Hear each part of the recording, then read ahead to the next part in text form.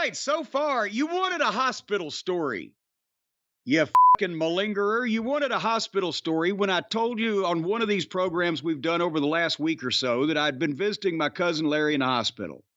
You said, oh, well, you got to tell us what kind of interaction you've had with people. And I said, well, I haven't had any interaction with people. I park in the fucking garage. I slip right in the side door. I go up in the elevator. His room's over in a corner.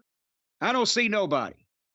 There's no story here. And you were gobsmacked and amazed by that anyway because of all the various checkpoints and clearances and metal detectors and everything you had to go through to the various hospital visits you did. And I believe you have to show your passport up there in New Jersey before you can get in the hospital. And so I had no story. Now I got a story because the hospital that I've been visiting that was such an easy place to access is one of our fine suburban hospitals here in Louisville. Brian, we've got tons of medical care is available in the city of Louisville, and it's all over the place. So it was out in one of our suburban hospitals I was visiting, but now that they've transferred Larry down to the rehabilitation facility where they specialize in, helping people get up and about again, it's downtown. Now, I've lived here all my life, but they've been building downtown up a lot, and I don't go down there much. And so I wasn't familiar with that area, so I got the street address, and I know the name of the place and the street address. But I don't really know what that particular block looks like, so I figure when I pull up there, I'll ask somebody or I'll figure out how to park or whatever. I'll take care of it, right? It's almost 20 miles downtown from the house, but that was a snap. But then when I get downtown, I'm on South Floyd Street, and then I got to turn onto a little side street, and it's not that far from Broadway, just so you know. Maybe 45 seconds from Broadway, as George M. Cohan would say. But so I'm in not only a little side street, but I'm in the giant University of Louisville Medical Center. They got hospitals. They got a children's hospital. They got a regular hospital. They got a rehab facility. They got a transplant place. If you got something that you don't want, that you need to get rid of, they'll take it out. And if you're short something, they'll put it back in, all in this one block, right? So by the time I've got the street address of the exact place I'm going to, but by the time I go down this little side street and see that I'm in front of it, I've already passed where I believe you would turn into park, I think, because I briefly flashed on a thing that said entrance while I'm looking for this building. Now that I've found it, it's too late. So I flip around in a little access place that the next building has so that I can come back. And when I'm coming back up, I see this lady wearing a uniform. And okay, she's got a uniform. I don't know whether she's law enforcement, traffic enforcement, parking guard, school crossing, but if she's got a uniform, she knows something. So I pull up and I said, pardon me, officer, where do I park to go in the rehab center here? And she said, well, are you going to valet or self-park? And I thought, well, I don't want to appear to be a fucking snob. I said, I can self-park. And she says, well, you go down to the end of the street here and you turn left at the stop sign. Then you go to the next stop light and you turn left there. Then you go down about a half a block till you come to a flashing light. You turn right there. Then you're going to see a sign on the left. I said, I'm valeting. She said, oh, in that case, just pull up past these 4 cars here and turn in the right. Okay. That was easier than I thought it might be when she first started talking. So I pull up past the 4 cars and I turn in and there's a little sign as the entrance. And as I'm going up this ramp, there's cars parked on the right-hand side, but I see the valet sign. And as I'm pulling up, there's a car there with all 4 doors open. And it's kind of it's halfway in the middle of this area. So I ain't going past it. But I see that they're loading in this poor soul that has lost use of I don't know how many of his fucking appendages. And so I'm not going to yell like, hey, hurry up, get out of the way, whatever. So I'm sitting there and they're loading this guy in the car. And it is a process. I think they're putting him in an Opel Kadett.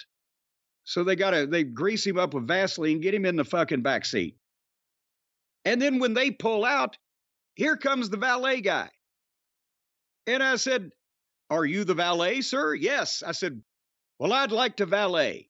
And he said, "Oh, you have an appointment here?" I said, "I'm just going to visit." "Oh, we can't valet you." I said, "What?" "Oh, only if you've got an appointment to see one of the doctors or you're paying." "Well, then where do I park?" He said, "Well, you keep going to the end of the building here and turn left at the corner. Then you go to the stop sign and you turn left. Then you go through the stop sign and come to the stoplight and you turn left again. I said, "Never mind." I said, "Wait a minute. I'm looking at you. Isn't that 20 feet behind you? Isn't that a parking garage? Just right there next to us?" And he said, "Oh, but that's not ours. That belongs to the children's hospital." I say, "You mean they let the kids drive?" And he didn't know what to say to that. Yeah, how do you respond to that? I mean, what? Well, I realized I hadn't been down here in a while to this medical complex since a long time ago. My mom sent me to a child psychologist, but the kid didn't help me at all. So anyway, I asked, I said, "If I'm paying to park in that garage, are they going to be mad?" And he said, I don't know. He didn't know how to answer. I said, "Never mind. I'll figure it out." So I go down to the end and I turn left and I go to the corner and I turn left and I go to the fucking stop sign and I turn left again instead of continuing on to the stop light. And I get in that garage. And when I say get in, I mean by 1.5 inches, because as I'm pulling in the thing, I'm in Black Beauty and I fucking see the sign clearance 6'7". And holy shit. And I pull under the thing that they've got hanging there to see, for the fucking, the last warning, right? Hanging over the deal where if you bump that, you're fucked if you try to go in. And I'm under it. I didn't touch it, but I look out, it's 1.5 inches. I'm all fucked. So then I got to go to the 7th level to find a place in this goddamn concrete maze that I can get my battleship in and out of. Then I get in the elevator and I go down to the 1st floor, because then I got to go out of the garage and turn left on foot and go up this fucking ramp that I fucking was just up with the valet guy to go in the rehab place where I got to get in the elevator and go to the 5th floor.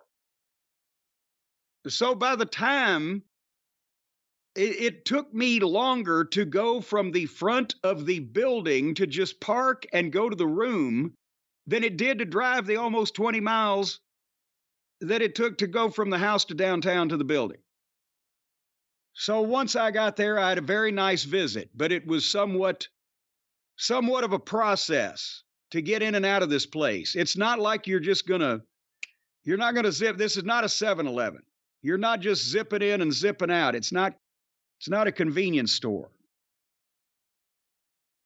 Can you believe they let those kids drive, especially when they're sick? They don't let the kids drive. It's for their parents and the doctors and the visitors. Well, that was with the doctors and things were reserved down at the bottom. But up top, it was all these little tiny tricycles. You think the sick kids, they're so sick, but they're riding their tricycles over to the hospital? Well, I see now. I've been talking about the state of American healthcare for I don't know how long. And nobody will listen to me. Has nothing to do with this. Things like this going on. Things like what? The poor kid needs a fucking kidney transplant. He's got to ride his tricycle all the way downtown, and they won't even valet. Where are his parents?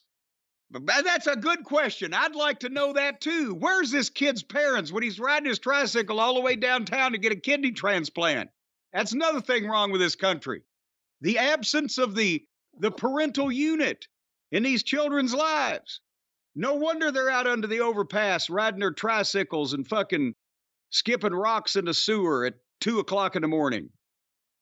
The downfall of American society. Is this what's happening in the greater Louisville area on the news? You see it all the time. Bands of roving children, juvenile delinquents, 6, 7, 8 years old on these fucking souped up tricycles doing donuts. The street racing thing, they're starting early these days. Personally, I think a good law and order party should go into office to take care of this thing. But how is Cousin Larry? Cousin Larry's doing better. Thank you very much. We had a nice day. He's more conversational or conversant now, and not sure how long he's going to be there at this facility, but he's able to get up and about and into a chair and things and such of that nature. But he remembers shit that went on 50 years ago. So we had a wonderful time, because I can't remember anything that's happened since 50 years ago either. So we had a wonderful talk.